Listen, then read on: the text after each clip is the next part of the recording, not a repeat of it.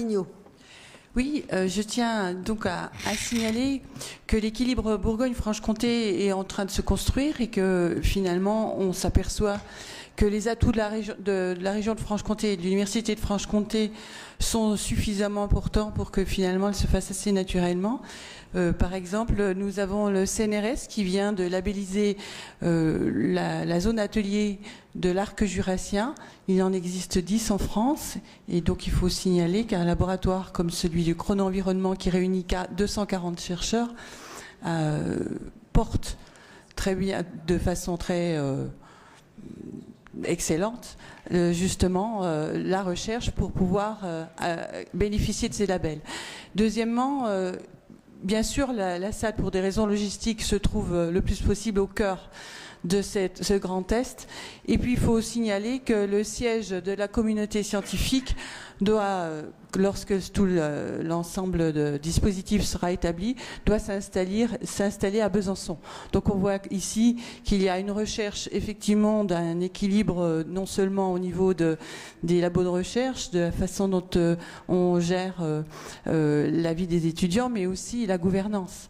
Et donc le fait d'accueillir la gouvernance au sein de la ville de Besançon, c'est quelque chose qui est fondamental. Et puis, quant au schéma vie étudiante, eh bien, on peut se réjouir que finalement, il intègre quelque chose de beaucoup plus général, puisqu'il est assez souvent, finalement, qu'on travaille la vie étudiante indépendamment de tout le système qui les entoure. Et là, ça permettra de remettre ces étudiants au cœur de ce schéma, sachant que ce schéma de la vie étudiante permettait déjà d'avoir développé un certain nombre d'éléments opérationnels qui, du coup, ne sont pas incompatibles avec ce qui va se passer. Donc c'est vrai que je peux être étonnée de voir les bémols que vous êtes en train d'émettre sur... Oui, bien sûr. Non, c'est un schéma qui est beaucoup plus global et qui va permettre aussi de prendre en considération les éléments qui ont été identifiés quant à la vie des étudiants, parce qu'on sait que la génération actuelle a des comportements sociaux extrêmement différents.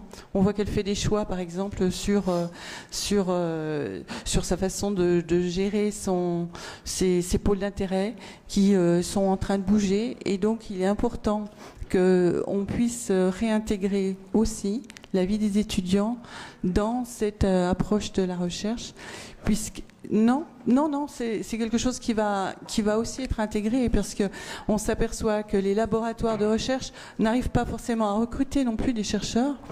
Et c'est parce qu'il faut établir un autre type de langage, une autre façon d'attirer nos étudiants dans ces laboratoires. Et donc c'est important de reprendre l'ensemble de ce schéma sur l'enseignement et la recherche. Merci.